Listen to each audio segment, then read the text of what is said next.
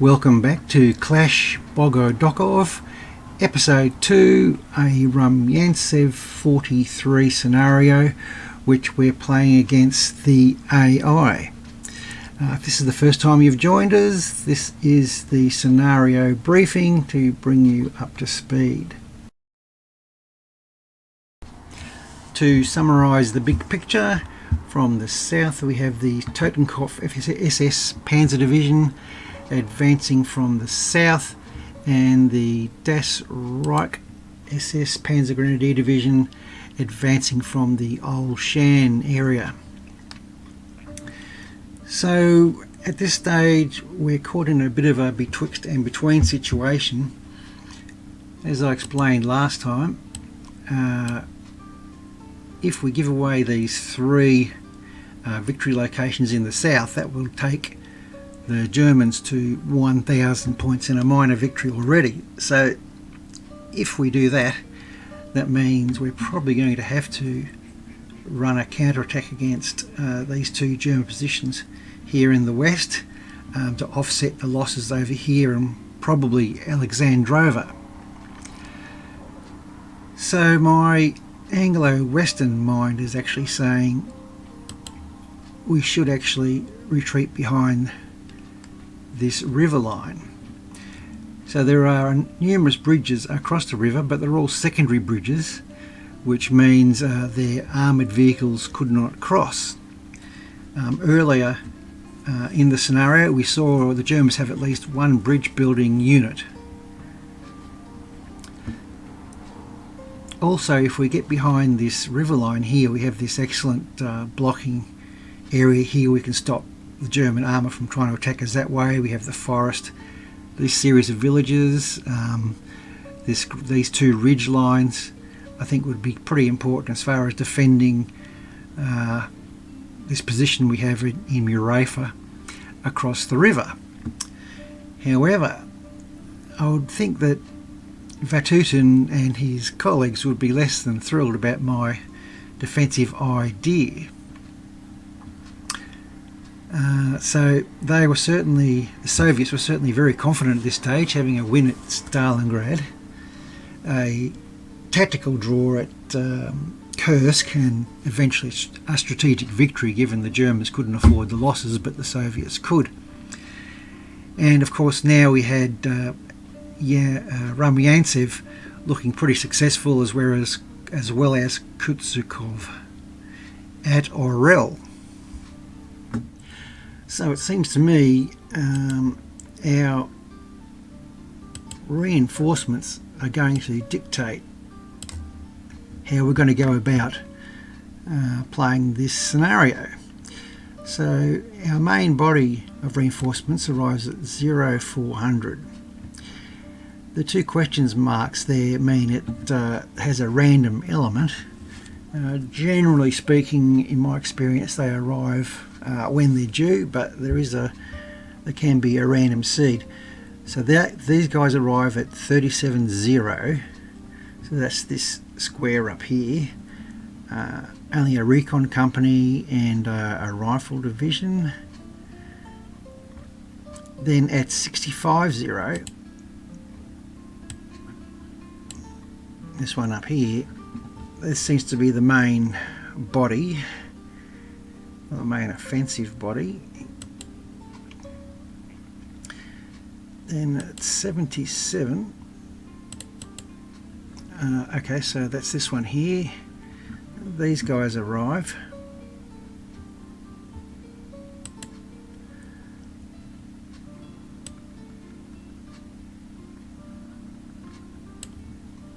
Okay, then we get some guys at this one here. Oh, okay, over here in the west. So they could make a run for Konstantinovka. Another one at 37.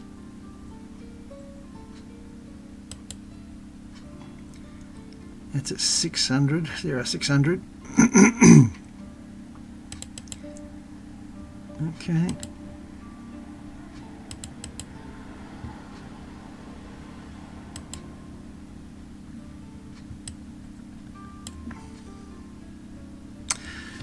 Okay, so that's the reinforcement schedule.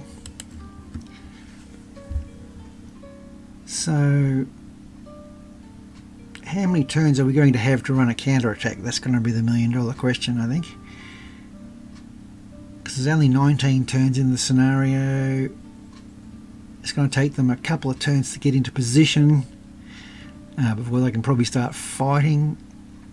So we're really going to be really cutting the timeline very finely. So we're just going to play a few more turns and see what happens.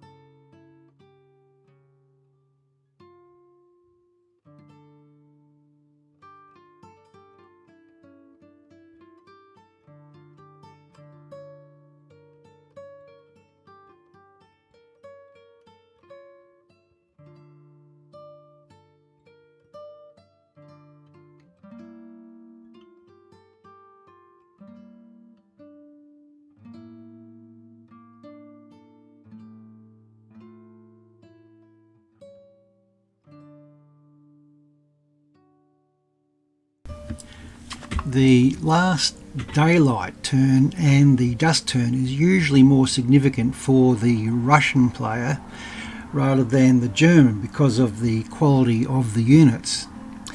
And this in particular regards movement at night. So units can move at night and avoid the night movement disruption test if they are A, in travel mode on roads or rail lines, or B, in rail mode on rail lines. Other movement is subject to a night movement disruption test for each hex entered. The night movement disruption parameter is listed in the parameter data, so press F3. The current scenario has a night movement disruption parameter of 30%. So a quality D unit has a 45% chance of disruption. So the Soviet player tends to have more quality D and worse units than the German, hence why it's usually more damaging for the Soviet player to move at night time. So a quality C unit would have roughly a 1 in 3 chance of disrupting if they move other than by the exceptions noted above. So at this stage, if the Soviet player has a convoy moving along a road, well, that's all very fine as long as they're on the road in transport mode. But if you're any other units, you should only move if they absolutely have to because of the tactical considerations.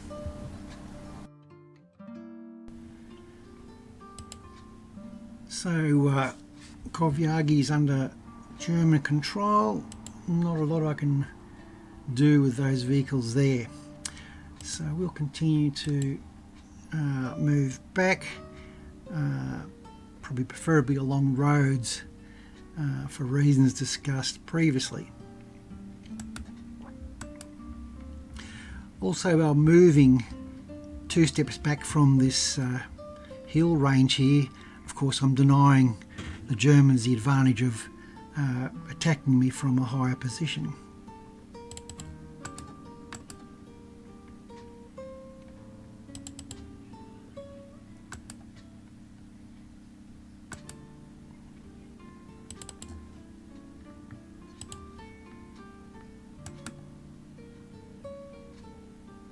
Alright.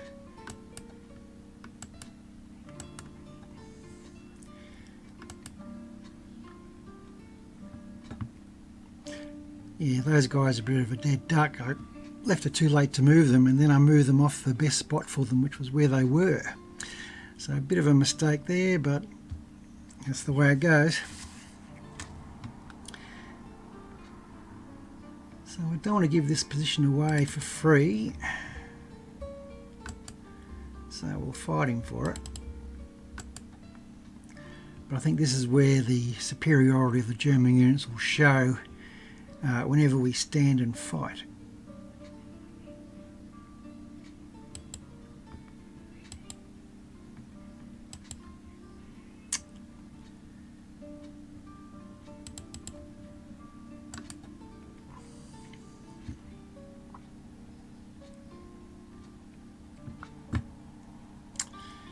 Okay.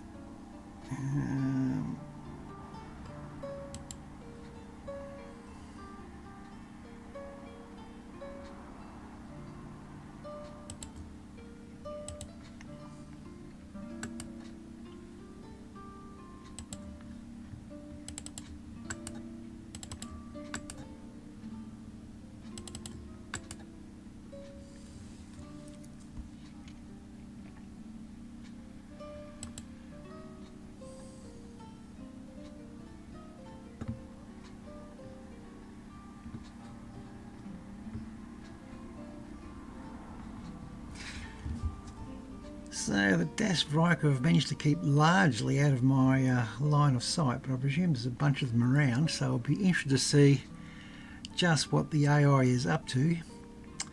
Let's try that air attack again.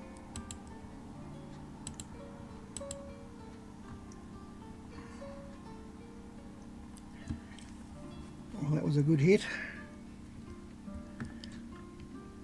So interesting that these guys obviously must have figured out he was there, so they've taken the wide route. So that's a little victory for us.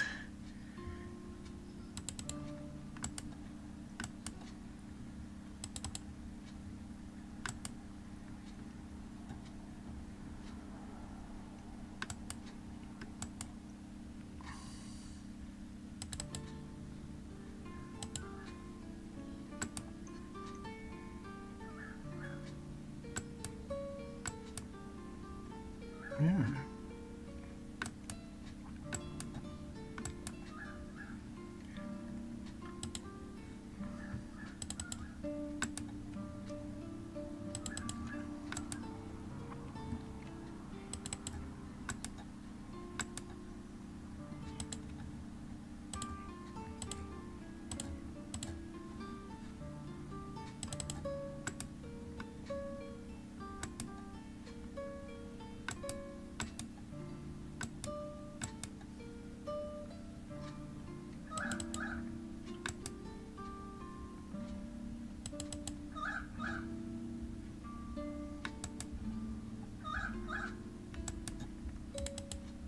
Oh, he's already moved.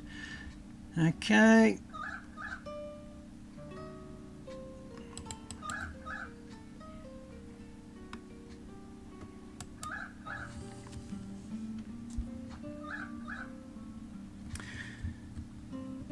So the next interesting feature, I think, is this hill here.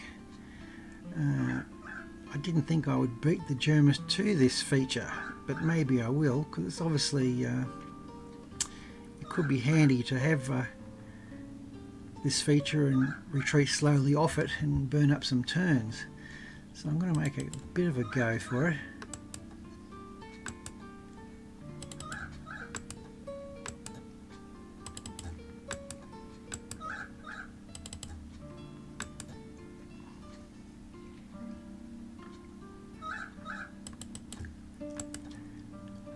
I've also got to be aware of the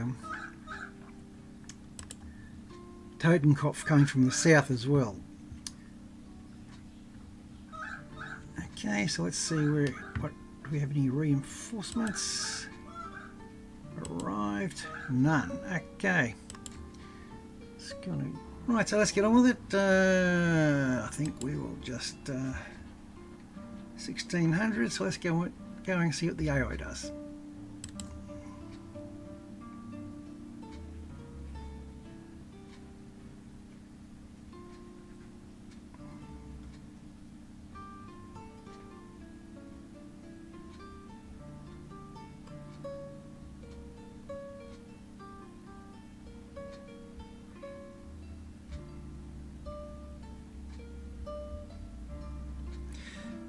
Dusk turn, here we go. So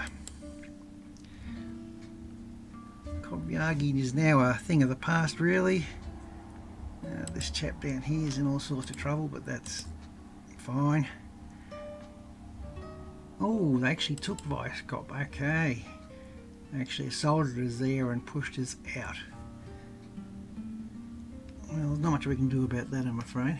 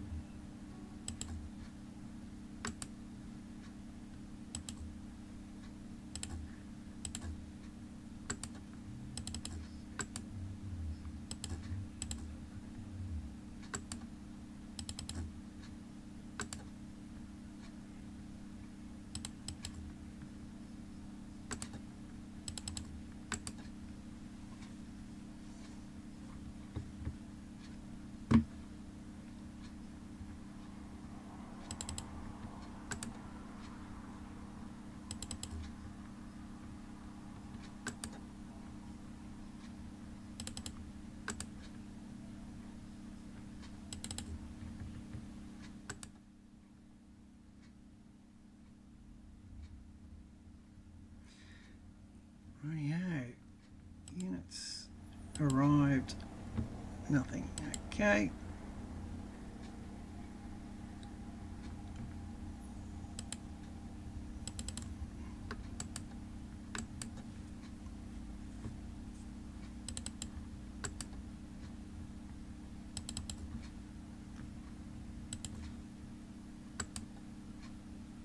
Oh, I can't get across there. Okay, they can stay where they are.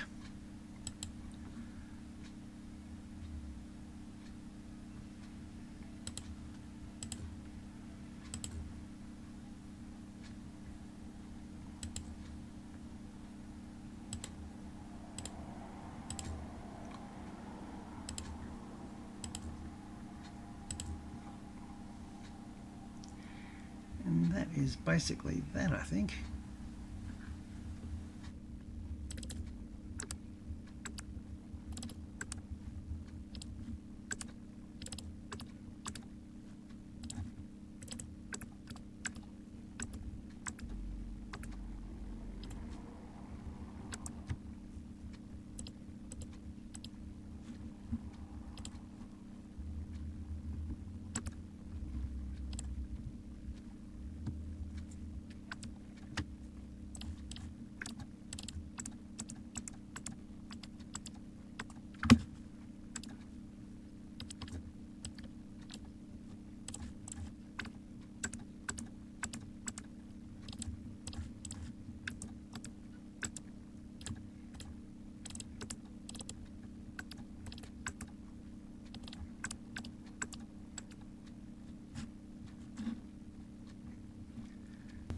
Right, so ends our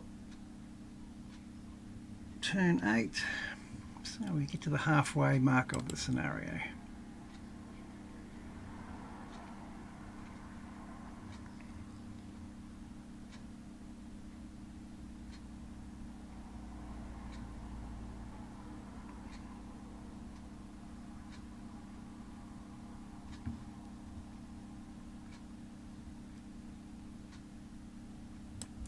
Turn 9. So let's see how we're going in the victory stakes. Okay. They're closing in 712, so they've avoided a major defeat. Not that far from getting a draw, that's for sure.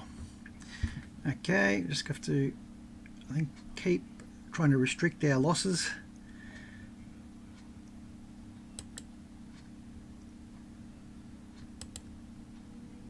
Gosh, look at these two. Wow.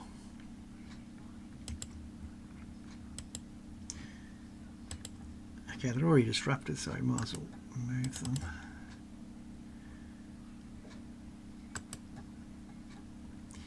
Righty-o.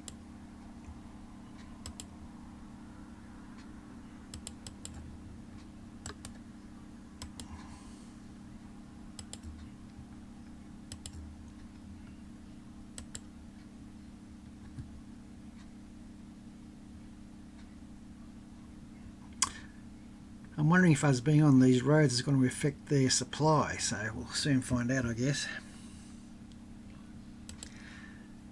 Okay.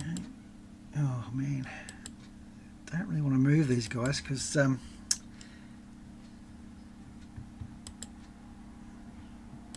the disruption probability, but if I don't, I wonder if they'll just overrun me.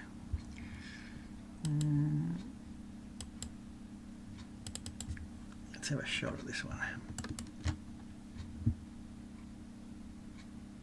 Eek.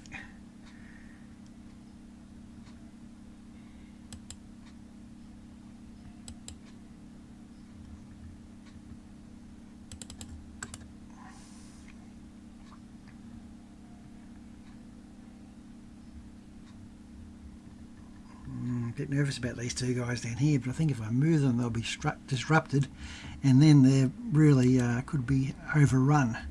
So we'll just try fighting it out. I think we checked our reinforcements. Arrived. Nothing. Okay, let's keep forging on.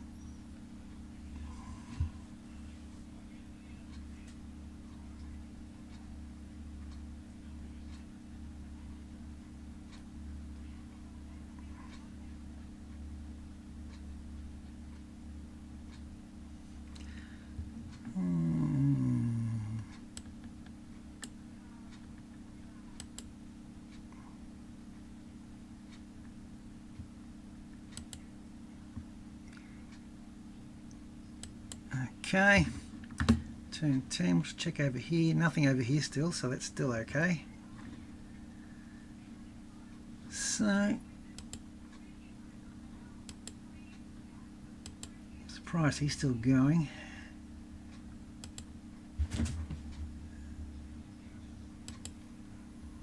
Okay, those guys climbed up the ridge. I think we're still pretty okay. Time is midnight. Let's go to the next turn.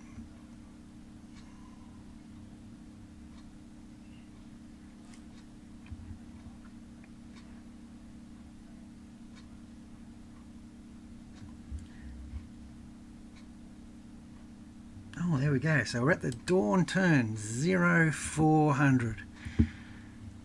And we're just over halfway in the scenario. So let's see where I am in the time scale.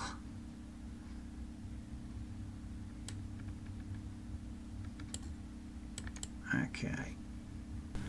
Right, so I'll end episode 2 here. So when we come back for episode 3, we will receive the main body of our reinforcements, and in the next couple of turns hopefully stage a Soviet counterattack and see if we can secure a victory in this scenario.